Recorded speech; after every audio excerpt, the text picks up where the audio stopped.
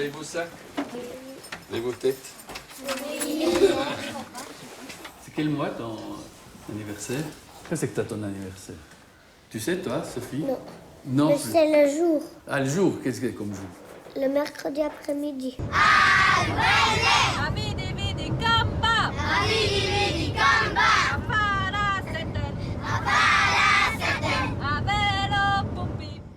Non, pas du tout.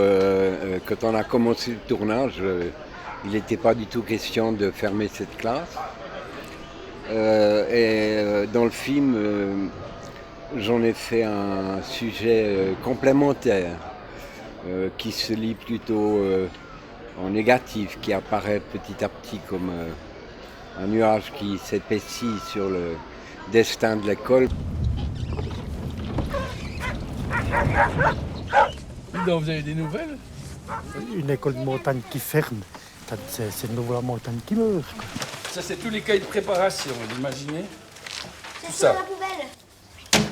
Mais mon sujet, c'est tout autre chose. Mon sujet, c'est qu'est-ce qu'un gosse fait à l'école? Une question toute bête que chaque parent doit se poser à un moment donné, parce que l'enfant ne donne aucune information là-dessus. Il ne peut pas accéder à cette information, le parent ne peut pas entrer dans l'intimité de la classe. Donc, ce qu'est son enfant pendant 15 ans d'études obligatoires reste un mystère complet pour les parents. Et c'est ça qui me semblait intéressant comme sujet. Et puis le sujet est devenu plus intéressant encore en tombant dans cette école, qui est une école de montagne, qui est posée sur un pâturage à 1100 mètres d'altitude et qui a développé à travers 41 ans de tâtonnement de son maître principal, qui a débouché sur une pédagogie vraiment extrêmement intéressante. Et c'est là-dessus que je focalise le film. Je focalise le film sur les enfants exclusivement. C'est-à-dire que petit à petit, même les profs deviennent off dans le film. Il n'y a que les enfants, et si on entend les profs, c'est à travers les oreilles des enfants, si vous voulez. Donc pour nous, ça a été un très long apprentissage d'approcher les enfants suffisamment pour entrer dans leur aura, si je puis dire, tout près, avec un très bon son qui nous permet d'entendre des tas de choses qu'on n'avait pas entendues autrement. Et pour pouvoir décrire vraiment le monde des enfants à l'école et non pas le monde des enseignants.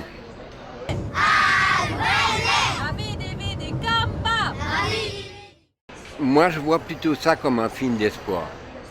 Pour moi, on est à la fin d'une époque où l'école grandit, dépasse une échelle humaine, qui a pour résultat que la matière est découpée en tout petits morceaux. Le rapport entre les profs et les élèves aussi, c'est découpé en tout petits morceaux.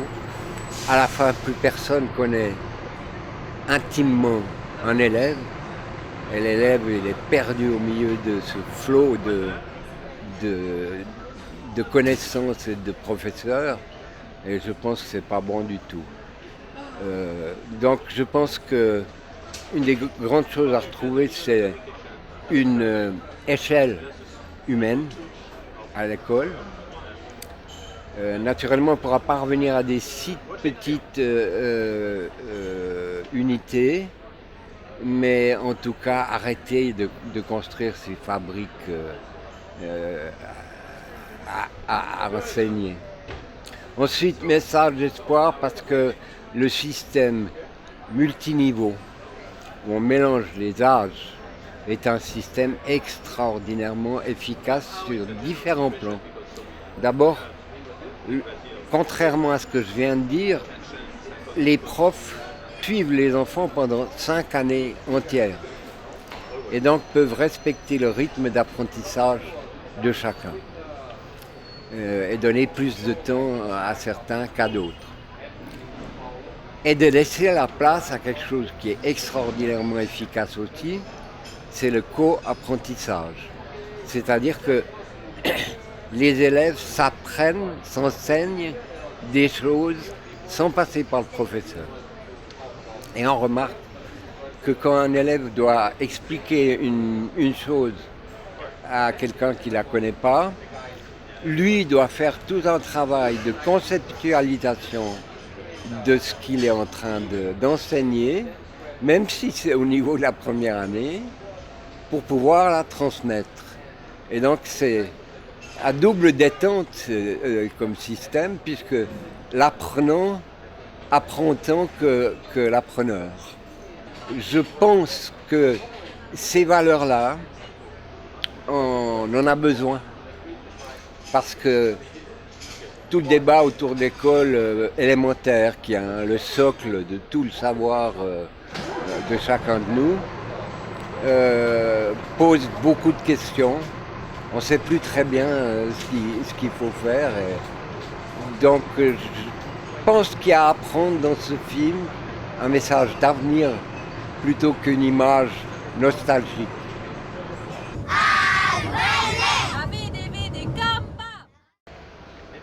Elle a vraiment sa personnalité dans sa musique qui est très très belle. Et comme j'aimais beaucoup cette chanteuse, j'en ai mis un sur une scène. Et puis après, je me suis dit, ah mais la suite de cette chanson qui parle des saisons, je me suis dit, mais ça correspond à mon découpage en saisons. Donc je peux mettre septembre, je peux mettre l'hiver, je peux mettre le printemps. Et petit à petit, ça m'a conduit à faire tout le film avec Camille, qui a plein d'atmosphères dans ses chansons qui correspondaient à beaucoup de scènes.